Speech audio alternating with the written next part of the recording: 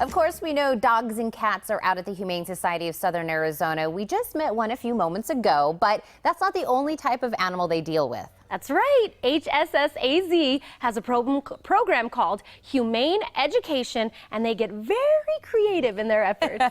Inge Koopman-Leve and Ben Wolf are here with a very slithery friend of theirs to help us talk about how your donations help in that education portion. We touched on it just a bit before the commercial break, but let's meet your slithery friend. So this is Sir Galahad, and actually we have two other ball pythons. He is a ball python. He's a yellow belly morph.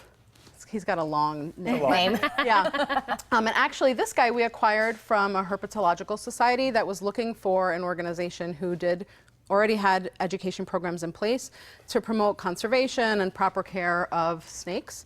And so he's our newest member, which is one of the reasons why we have him out. And then the other two are actually animals that one was found on the street and the other one is from a cruelty case. So he was confiscated from a home that wasn't caring for him properly.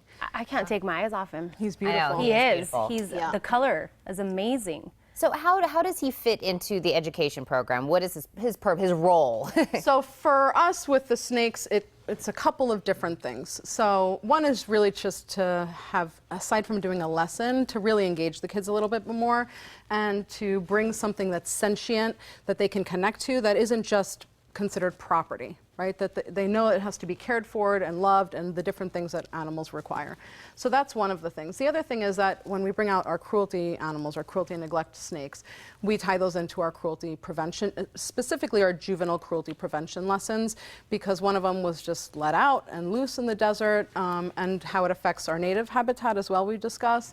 And then what the laws are and how to protect animals and what it is that pet owners and guardians have to provide for their animals. Now, I know you do a lot in the classrooms. Is that right? You do a lot with educating the kids. Tell us what you do inside the schools. Sure. So teachers can pick anywhere from 1 to 9 and maybe a little bit more different lessons that they would like, and we go and visit them for all of those lessons, anywhere from talking about bite safety and prevention to the illegal trade of exotic animals.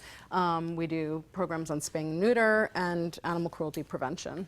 Now, you guys do, of course, the in-school, and I'm sure the kids can't wait for you guys to come in. Their faces light up, and they can't wait for you guys to bring in all the animals. But you guys also do stuff outside the classroom. Absolutely. So the school programs are really to get our message and our mission out into the community, and then the programs that we run on the weekend, which Ben is going to touch upon, help sustain our free school-based programs, just like the donations would help sustain those.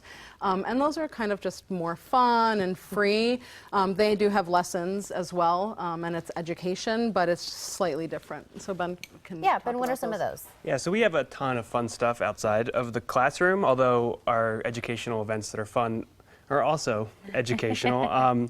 So we have a kids club called the Hand and Paw Kids Club, and some of our events are a movie and a cuddle where we have therapy dogs, we have a pizza party, and then we show a movie on a big screen while the kids get to cuddle with the dogs. We have a hiking trip coming up this fall. We have a fall camp that's coming up during TUSD's fall break that kids can sign up for right now. We also throw birthday parties on the first Saturday of each month.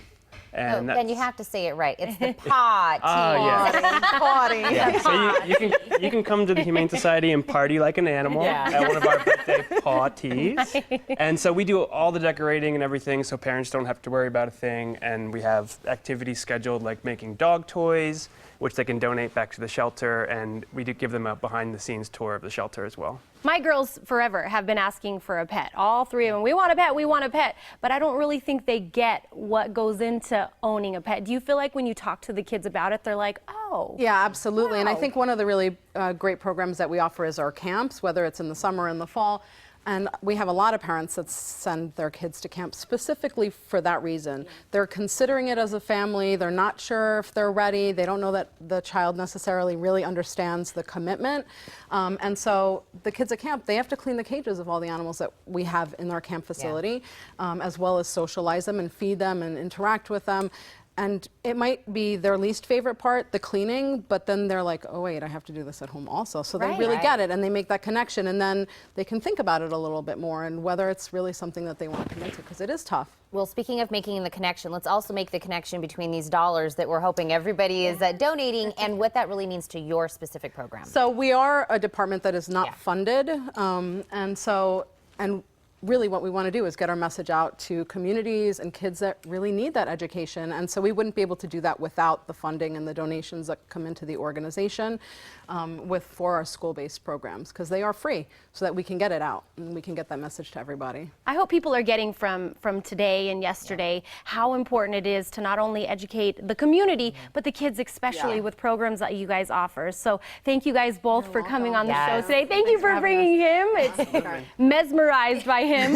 The community benefits greatly from what the Humane Society offers. Any amount, small or large, will go a long way for the Humane Society. And you get something out of it too, a chance to win free admission to the Reed Park Zoo for an entire year. So as we've been saying, to donate now, call 881-7401. That's 881-7401. Or make a pledge online at hssaz.org.